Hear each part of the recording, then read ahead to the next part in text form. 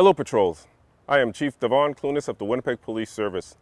Thank you for taking on the important responsibility of becoming a school patrol. Each day you report to your post, there are many younger children counting on you to help them get safely to and from school. Both your school and school education officer have placed a lot of trust in you, as well as the parents of the children you help protect. To help you get started, we've prepared this short video that will show you the proper techniques for carrying out this important job.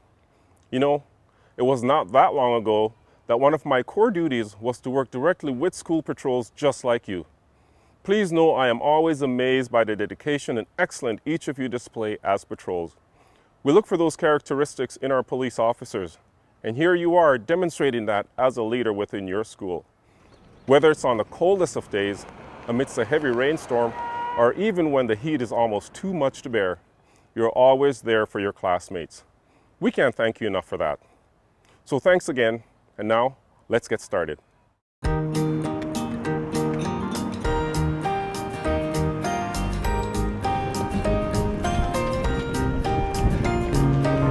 Indicating to traffic, looking both ways, going open.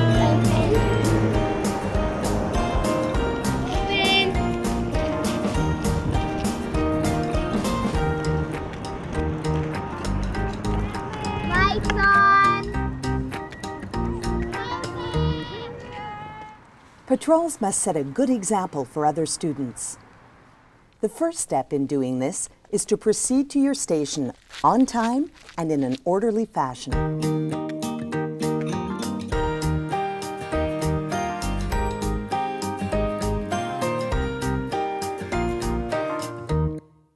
Once at your post, make sure you are one step back from the edge of the curb. This will protect you from the danger of being hit by a turning vehicle. Stand at ease with your hands behind your back in the at ease position, feet shoulder width apart. Always be aware of your surroundings, traffic conditions, and approaching children. When children approach, you will extend your arms at a 45-degree angle. By doing this, you are instructing children in a basic safety rule. Stop, look, listen. Check all directions for oncoming traffic, then look again to be sure. Remember, as a patrol, you cannot control traffic. Rather, you must deal with the brakes in traffic. Once it is safe to cross, extend your left arm directly in front of your body at a 90-degree angle, as if to be pointing. This will draw attention to yourself and alert everyone that you want to open the intersection for crossing. When you are sure it is safe to open the intersection, move out no more than one step from the curb while keeping your left foot against the curb. You must always face the oncoming lane of traffic because this is the most dangerous to you as a patrol. Extend your arm at shoulder height while bending your opposite arm towards your ear and back down in a continuous motion. You will hold this position until the last child has safely reached the other side of the street. You will then close the intersection and return to your at ease position. When you have one patrol sending and one receiving children, both verbal and physical communication are very important. The patrol sending will indicate verbally the word clear or open and then give a head nod. Open. The receiving patrol will answer clear or open. Open. At this time, the patrols will open the intersection together.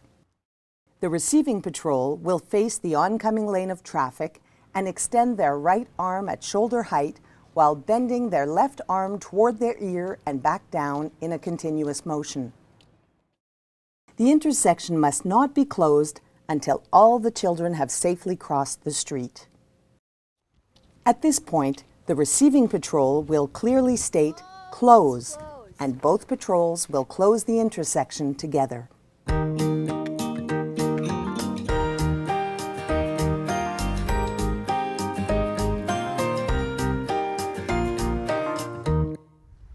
The school education section reminds patrols the use of flags is mandatory as it increases visibility and improves safety.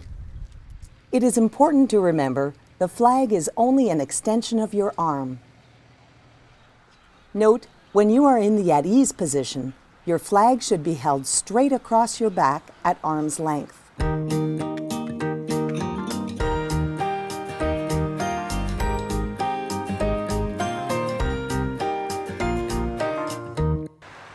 As a patrol, you may encounter many different traffic situations and controls.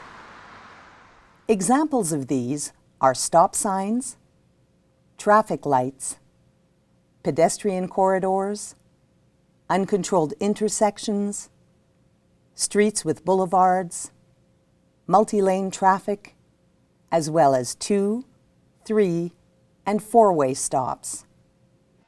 While at your patrol post, there are 3 important points you must always remember. First, never assume that a vehicle will automatically stop. Second, make eye contact with the driver of the oncoming vehicle. And finally, always be prepared for the unexpected. When patrolling an intersection controlled by a stop sign, do not assume that the vehicle will come to a complete stop. Eye contact with the driver is important. Once the vehicle comes to a complete stop, extend your arm and assess the safety factor. If you feel it is safe, step out and start the crossing procedure. Remember, the intersection must not be closed until all the children have safely crossed the street. When patrolling at an intersection with traffic lights, wait for the light to turn red and make sure the vehicles have stopped before stepping onto the street. Remaining alert, you may now proceed with the standard crossing practice. When the Don't Walk light appears, remain in your position until the children already in the intersection have safely crossed the street. Stop! Ask the children who are approaching the Don't Walk light to wait until the next series of lights before crossing them. At a crosswalk, it is the responsibility of the patrols to activate the overhead lights. Once all the traffic has stopped, you may start the crossing procedure. If the crosswalk has a large center boulevard, once the children have safely crossed to that point, you may close the intersection and allow the traffic to continue. It will be the responsibility of the patrols on the boulevard to activate the light and cross the children over the remaining lanes. A crosswalk without overhead lights should be treated like an uncontrolled intersection. If you are posted at one of these locations, you must watch for breaks in the traffic prior to performing your crossing duties.